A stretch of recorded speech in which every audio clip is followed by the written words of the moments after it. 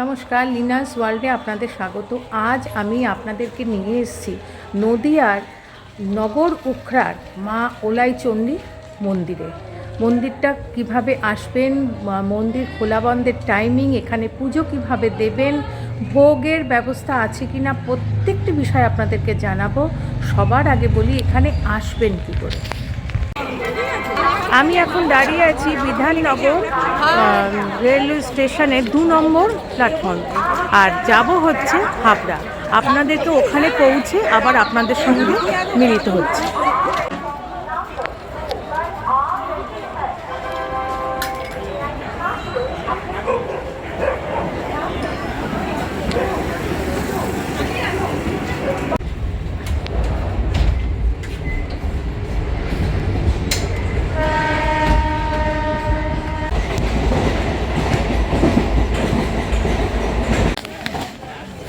আচ্ছা, আমি এখন নেমে পড়েছি হাবড়া স্টেশনে। 1 নম্বর গেট দিয়ে বেরোবো, আর এখানে আসতে আমার সময় লাগলো 1 ঘন্টা 5 মিনিট। চল্লিশ থেকে বেরোবো, তারপরে আপনাদেরকে দেখিয়ে দিচ্ছি কিভাবে যাবেন।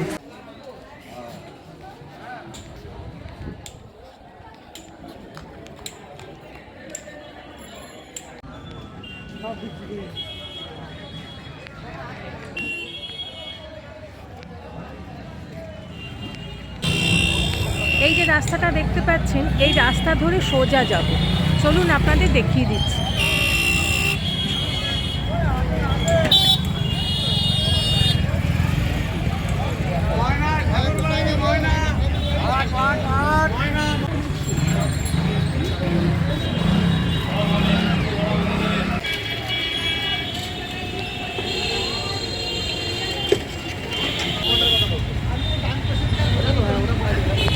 এটা হচ্ছে যশোর রোড। এই ডান দিকেও যাওয়া যাবে, বাঁ দিকে যাওয়া যাবে। আমি যাব বাঁ দিকে, চলুন। আমি আসলাম ওপাশ থেকে, আর এখানে দেখুন শ্রীকৃষ্ণ অপটিক্যাল বা স্টাইল বাজার দেখতে পাচ্ছেন। এর সামনেই যে অটোগুলো দাঁড়িয়ে আছে, এই অটোগুলোতে উঠবো। চলুন আপনাদের দেখিয়ে দিচ্ছি। আমি এখন অটোতে উঠে গেছি। নবরূপরা বাজারে যে নামবো, ভাড়া নবরূপরা অটোতে উঠে গেছি। দাদা, ভাড়া এখান থেকে নবরূপরা ভাড়া 20 টাকা। 20 টাকা। চলুন ওখানে যেয়ে আপনাদেরকে দেখিয়ে দেবো।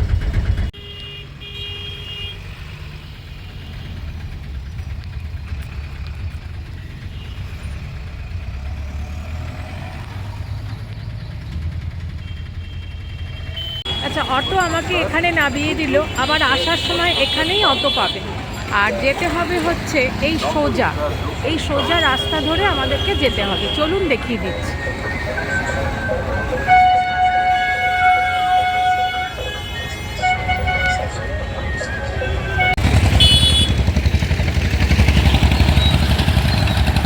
এদিক দিয়ে সোজা যেতে হবে।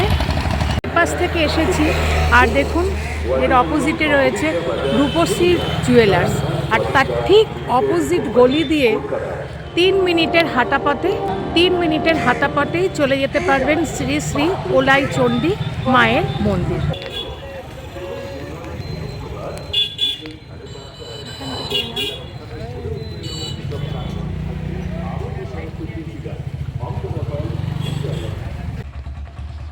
এই রাস্তা ধরেই সোজা আমাদেরকে যেতে হবে। চলুন আপনাদের দেখিয়ে দিচ্ছি। এখানে এসে দেখবেন দুপাশে রাস্তা চলে গেছে। হ্যাঁ, তো ডান দিকে না, এই বাঁ দিকে আমরা যাব। 5 মিনিট হাঁটা পথে পৌঁছে গেলাম একদম মায়ের মন্দিরের সামনে। দেখুন দূর থেকে দেখা যাচ্ছে মায়ের মন্দির।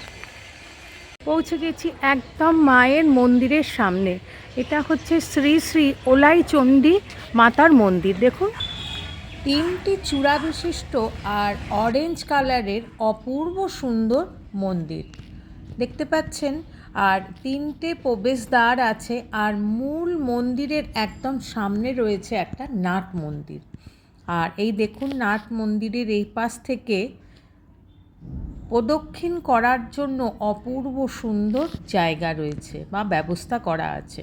এখন কিন্তু মন্দির বন্ধ, আর মন্দিরে প্রবেশের জন্য 3টি দুয়ার আছে, দেখতে পাচ্ছেন সিঁড়ি দিয়ে উঠে 3টি দুয়ার আছে প্রবেশ করার জন্য। মন্দির খোলা হলে আপনাদেরকে দেখাবো, তার আগে চলুন প্রদক্ষিণ করে নিই। আর মন্দিরের এই বাঁদিকে দেখুন একটা খুব সুন্দর তুলসী মঞ্চ রয়েছে। অনেক গাছগাছালি আর সবুজে ঘেরা পরিবেশটা এত শান্তশিষ্ট যে খুব ভালো লাগছে।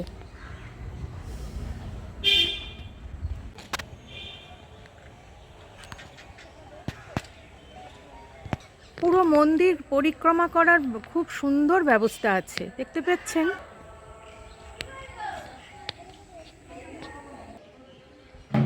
মন্দিরের দরজা ভক্তদের জন্য খুলে দেওয়া হয়েছে। চলুন এবার ভেতরে প্রবেশ করি আর মায়ের দর্শন করি। একদম মাঝখানের গর্ভগৃহে বিরাজ করছেন শ্রী শ্রী মা কোলাইচণ্ডী। অপূর্ব সুন্দর মুখশ্রী দেখুন, দেখেই মন শান্তিতে ভরে ওঠে। মন্দিরে প্রবেশ করেই 3টি গর্ভগৃহ দেখতে পারবেন। প্রথমেই রয়েছে বাবা তারকনাথ বা ভোলেনাথের গর্ভগৃহ, তার মাঝখানে রয়েছে মা শ্রী শ্রী কোলাইচণ্ডী মায়ের গর্ভগৃহ, আর তার পাশে রয়েছে শ্রী মদন মোহন রাধা কৃষ্ণের আর কি গর্ভগৃহ, দেখতে পাচ্ছেন। প্রথমেই রয়েছে কালো কষ্টি পাথরের শিবলিঙ্গ ও নন্দী মহারাজ, আর দেয়ালে রয়েছে ভোলেনাথের অপূর্ব সুন্দর একটা ছবি।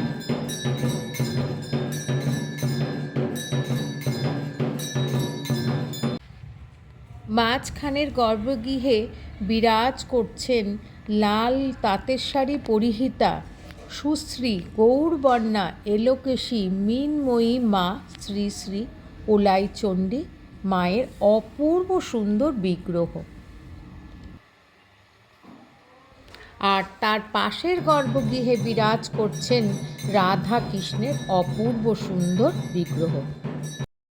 এবার চলুন মন্দির প্রতিষ্ঠার ইতিহাসটা জেনে নিই।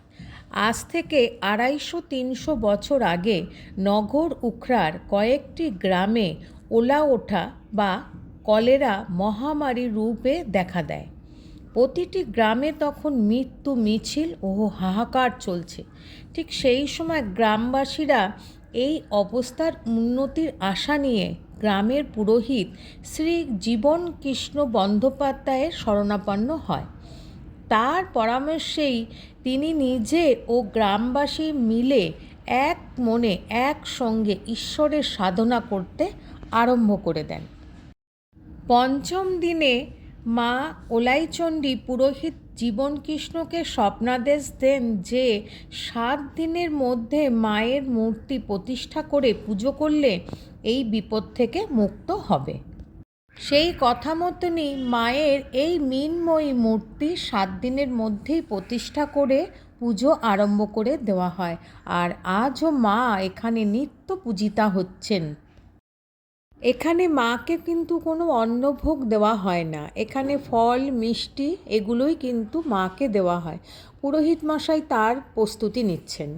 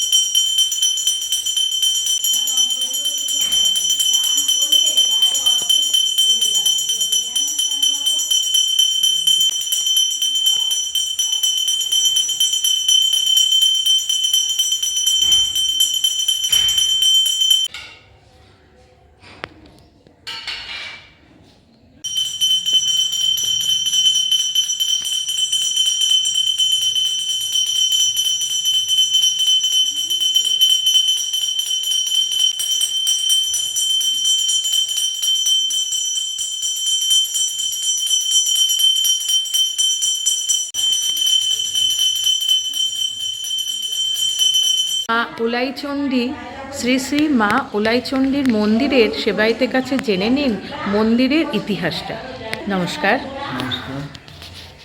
যদি আপনি আর কি এই মন্দির কবে প্রতিষ্ঠা হয়েছে, কিভাবে হয়েছে, সে যদি একটু আপনার আমি তো অত কিছু বলতে পারবো না, মানে এটা আমাদের পূর্বপুরুষ ধরে হয়ে আসছে, বুঝলেন তো, বহুদিনের পুরনো মন্দির। মানে এই এলাকায় বলতে গেলে এর আগে মন্দির হয়েছে কিনা বলা মুশকিল। মানে আমাদের তো মানে অনেক পুরনো মন্দির, অনেক পূর্বপুরুষ ধরে হয়ে আসছে এই মন্দিরটা। আচ্ছা, আর এই মন্দিরের 1200 সনে মোটামুটি এটা স্থাপিত হয়েছিল এই মন্দিরটা।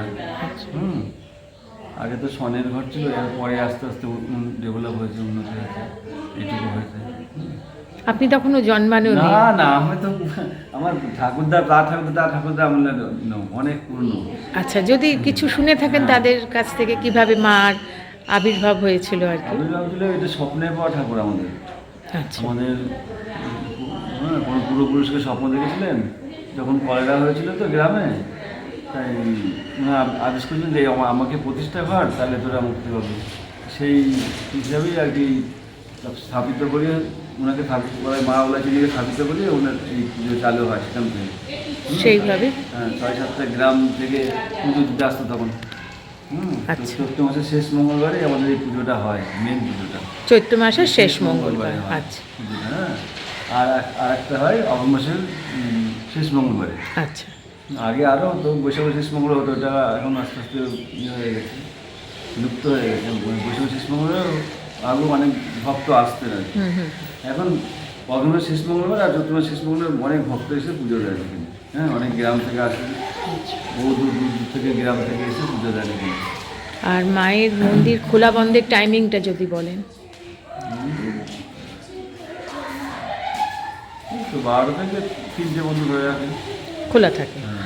আর মায়ের ভোগ আরও ভোগ বলতে মাকে গোটা ফলই দেওয়া। ফল দেওয়ার নিয়ম আমাদের নিয়ম আছে। আচ্ছা অন্ন দেওয়ার নিয়ম নেই। আচ্ছা আচ্ছা। হ্যাঁ, আর- গোটা ফল দেওয়ার নিয়ম, অন্ন দেওয়ার নিয়ম নেই। নিয়ম নেই। না, কোনোদিনই অন্ন দেওয়া হয় না।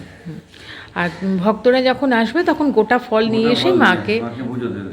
আচ্ছা, ফল, মিষ্টি, ধূপকাঠি, মোমবাতি নিয়ে তার যার যেমন সামর্থ্য। সমস্ত। হুম, বস্ত্র দিতে পারে, সবই দিতে পারবে। ঠিক আচ্ছা, আছে, আচ্ছা। মিষ্টি, বস্ত্র, পুষ্প, ধূপ, দ্বীপ, হ্যাঁ, সব কিছু দিয়ে দিতে পারবে। হ্যাঁ, কিন্তু ধরুন অনেক দূর দূরান্ত থেকে যদি ভক্তরা আসে তাদের তাদের- এখানে কোনো ভোগের ব্যবস্থাটা নেই। না না, মায়ের এখানে সেই না, ভোগের ভোগের ব্যবস্থা। ব্যবস্থা নেই। ও, নমস্কার। নমস্কার। এখানে যখন আপনারা আসবেন সেবায়েতের ফোন নাম্বার নিয়ে নিন, আমি দিয়ে দিচ্ছি। এখানে ওনাকে ফোন করে আসবেন। হ্যাঁ, বলুন। নাম্বারটা বলবো আমি? 9733758534। ধরুন ওনাদের উদ্দেশ্যে আপনি কিছু বলে দিন। আমার নাম বিজয় ব্যানার্জি। আপনারা বলবেন রজনীর মধ্যে পুজোটা, তো যদি আসবেন তার আগের দিনকে আমাকে যোগাযোগ করবেন। আগের দিন বলে দিতে হবে। হ্যাঁ, আগের দিন যোগাযোগ করে আসবেন, তাহলে ভালো হবে। মানুষের পুজো সকালে হয়ে যায়, কেননা আমি তো একা মানুষ, কোনো কাজে ব্যস্ত থাকতে পারি। তো একটু ফোন করে আসলে ভালো হয়। ভালো হয়, দূর থেকে যারা আসবে। অনেক সময় সকালেও পুজো হয়ে যায়, অনেক সময় একটু দেরি করেও হয় অনেক সময়। আচ্ছা, হ্যাঁ, এমনি 12টা থেকে 3টে টাইম। নমস্কার। নমস্কার। মায়ের পুজো হয়ে যাবার পরে ভক্তদেরকে প্রসাদ বিতরণ করা হচ্ছে। আমিও একটু প্রসাদ পেলাম।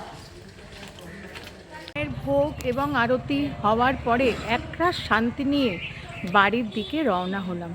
কেমন লাগলো অতি অবশ্যই আমাকে জানাবেন, লাইক, শেয়ার আর সাবস্ক্রাইব করে। Thanks for your time.